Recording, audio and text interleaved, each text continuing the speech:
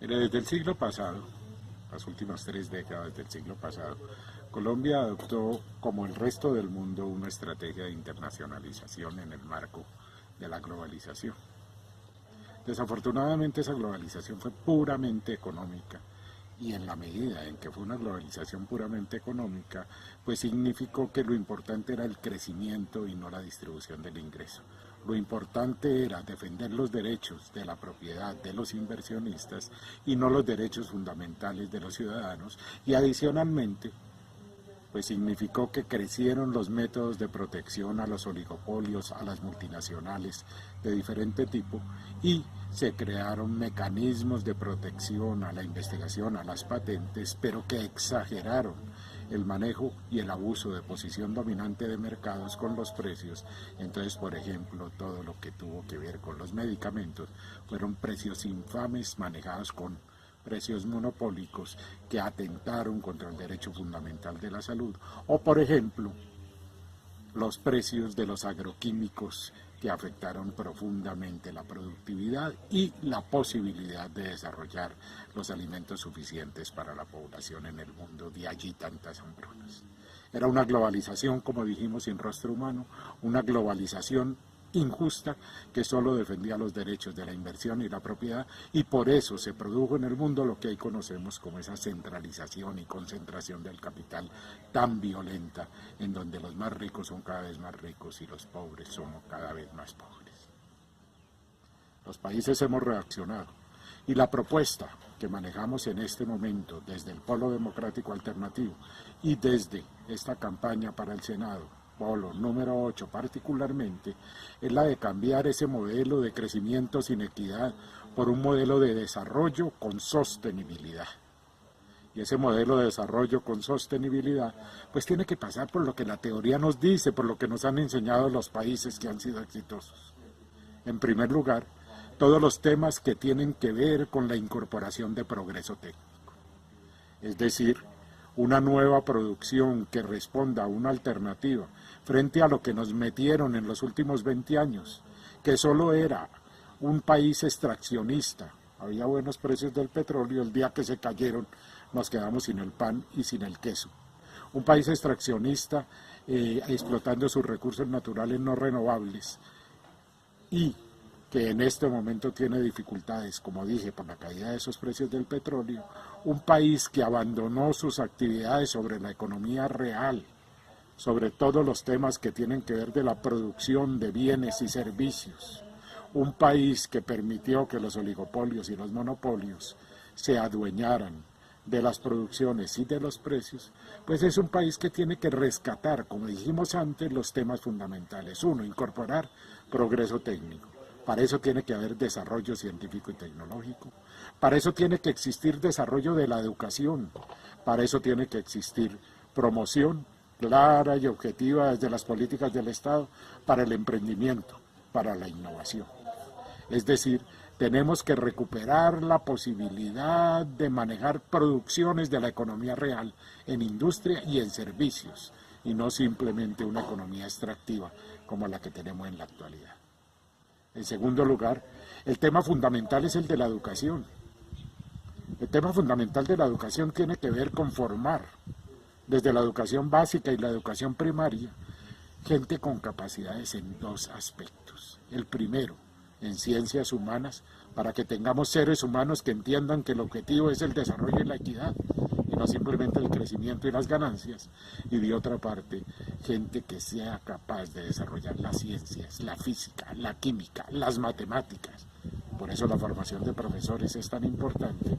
Y, por supuesto, que pueda internacionalizarse y pueda comunicarse con los idiomas que se necesitan. Entonces, fíjense ustedes, son dos temas. El tema del progreso técnico y el tema que tiene que ver con la educación, y la educación universitaria, por supuesto, y en esa educación universitaria no con ese ingreso discriminatorio e injusto que existe en la educación colombiana, donde hay unas universidades públicas o privadas, las privadas muy costosas, de buena calidad, las universidades públicas como la Universidad Nacional no costosas, pero con una barrera de entrada muy grande en los exámenes de admisión, y todo el resto de la universidad privada y la universidad pública que tienen niveles de desarrollo mucho más bajos. No, hay que buscar un acceso indiscriminado, un acceso justo para que a cada quien, de acuerdo a sus capacidades y de cada quien de acuerdo a sus necesidades, para que la universidad y los jóvenes tengan acceso a esa educación en los diferentes niveles. No a esa vagabundería de ser pilo paga, que es enriquecer a las universidades privadas, darles para que sigan construyendo edificios sin laboratorios, darles para que sigan promoviendo profesiones liberales cuando el país necesita ingenieros, necesita científicos, necesita humanistas y no necesita tanto abogado, no necesita tanto economista. Yo soy economista, no necesita tanto economista, no necesita tanta profesión liberal. Entonces, el progreso técnico, el desarrollo de la capacidad humana. Y por último, para hacer ese desarrollo productivo, es necesario cuestionar todo lo que hemos hecho en la internacionalización a través de los acuerdos comerciales. Hemos hecho tratados de protección de inversiones, pero sin normas de competencia. ¿Qué ha pasado con eso? ¿Y qué está pasando en eso? Y solo voy a poner 2 ejemplos. Ustedes, que son usuarios de la salud, saben que para enfermedades de alto costo, o no se los financian, o no pueden utilizar genéricos, o simplemente se vuelve una explotación con los precios inclemente que no nos permite acceder a la salud de ninguna manera. Los tratados internacionales que hicimos para seguir pagándole el abuso de posición dominante de las multinacionales. Y ustedes recuerdan el paro de los campesinos, el paro de las dignidades, en donde una de las peticiones eran que no siguieran abusando las multinacionales de los precios de los agroquímicos.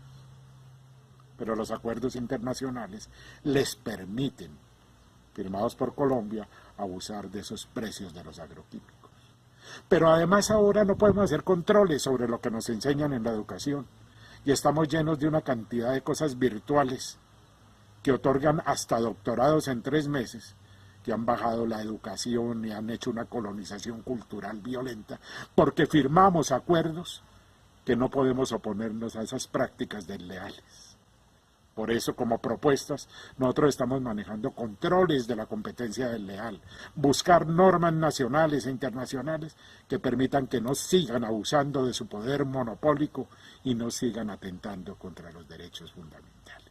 Por eso un tema fundamental en la propuesta que estamos haciendo es hacer políticas públicas, es hacer control político sobre lo que estamos firmando internacionalmente y es dotar de los recursos necesarios para transformar ese modelo de desarrollo de crecimiento sin equidad en un modelo de desarrollo con sostenibilidad, en donde los beneficios del crecimiento, los beneficios de la sostenibilidad nos permitan asegurar un país que respete sus recursos naturales en el corto plazo, que el agua esté por encima del petróleo, que no sigamos contaminando los ríos con la minería ilegal o con la minería legal, con el azufre que nos estamos tomando todo.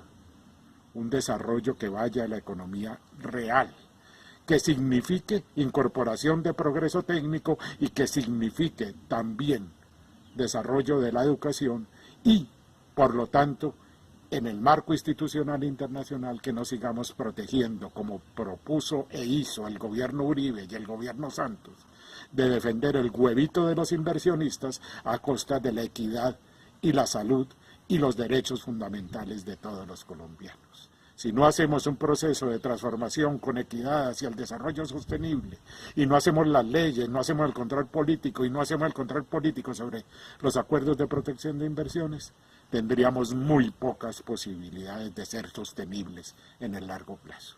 Por eso nuestra propuesta es desarrollo sostenible con equidad y promoción de los sectores productivos y no de las grandes empresas y de las multinacionales, sino de las pequeñas, microempresas, medianas empresas, la economía solidaria y las cooperativas, que son las que pueden desarrollar círculos virtuosos de crecimiento con equidad hacia el mañana. Muchas gracias.